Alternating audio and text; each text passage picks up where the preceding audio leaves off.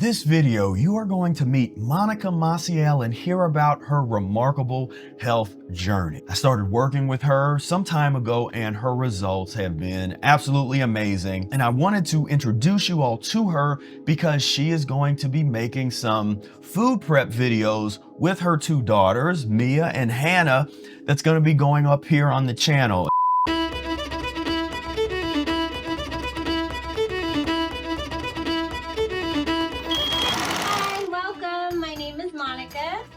Mia. We're going to share a very special recipe that has served us really well in the transition. It's called strawberry dawn bananas bowl, berry bowls, apple pie bowls, carrot rolls, coleslaw. How to make broth. The Starlight Jicama salad. How's it going, girls? We need a bit more. And ice cream is the best. This whole recipe is salt-free. Can you comprehend that? How's it taste, Hannah? Delicious. Oh, that is the most amazing juice. So grateful for this food. I thought it was a sweet potato, but it's a carrot. They get 25 pounds of oranges a week. Wow. To keep up with their orange appetite. Did they turn orange? Thank you so much for watching our videos. Thank you so much for joining us, and we'll see you soon. Bye. Bye.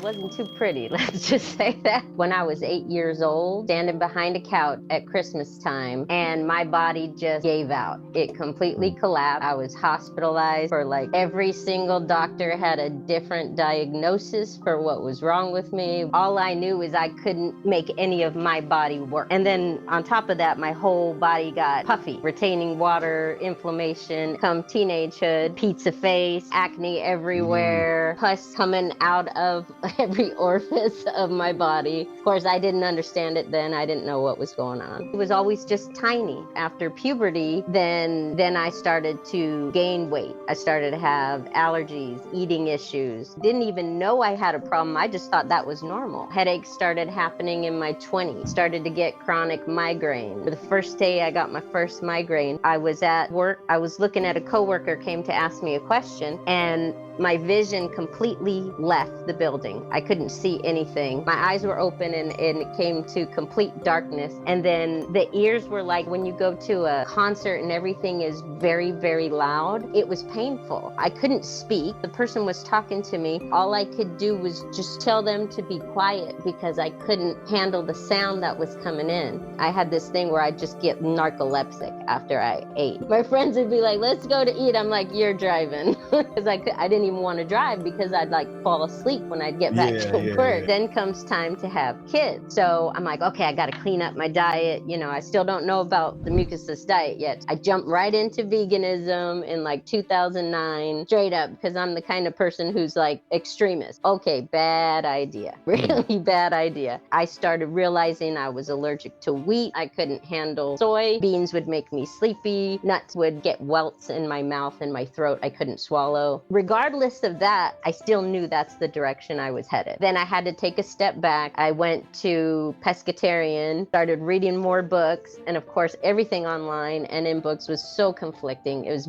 very complicated to figure out which direction to go, what's good, what's bad. Nutrition was all over the place. I still knew I wanted to go down the healthier path. Everything else started going wrong. When I was pregnant with my first child, I got gestational diabetes. I got carpal tunnel syndrome. I couldn't pick up my body at all. I got DVT, which is a deep vein thrombosis, which is a blood clot in a main artery. My leg looked like an elephant, literally. So when I went in the hospital to have my child, they're like, oh, she's coming in because she's pregnant. And I'm like, no, my leg hurts. I need you to fix something else is broken. If I continued eating the way I was eating and living the lifestyle I was living, that's what was going to happen. And I'm going to end up with diabetes, blood clots. I'm not going to be able to move my body. I'm going to be walking like a turtle.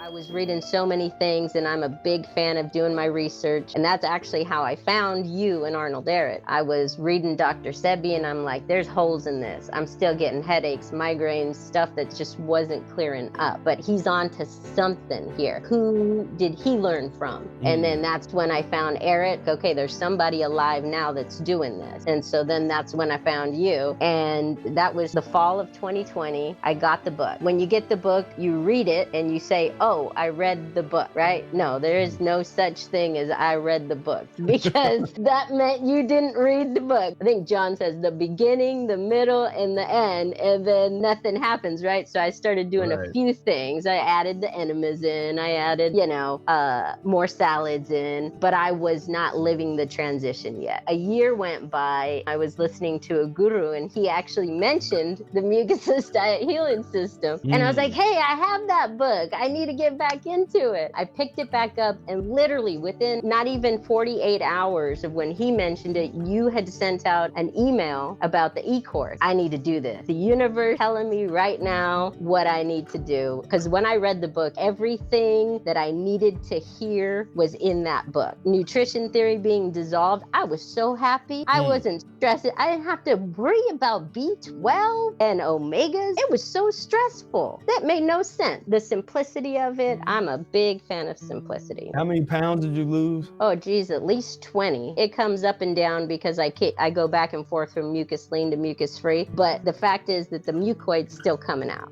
There's stuff still coming out. And so there'll come a point when it'll just, and it drops really quickly. When I start fasting, it just falls off. But then when I start coming back on eating, the mucoid plaque's still there. I definitely don't get that whole inflammation in my face. You could see it in the picture. I had so much stagnation. My gums were bleeding. My hair was falling out. It was bad. I had bacteria infestation in your gut. I was just infested. I had made a breeding ground for bacteria in my body and said, here, come live here. And now my whole goal is like, what can I do so you don't make this home anymore? And that's my goal. And there ain't no going back. Was that song is probably a reference that most people don't know. Love don't live here anymore.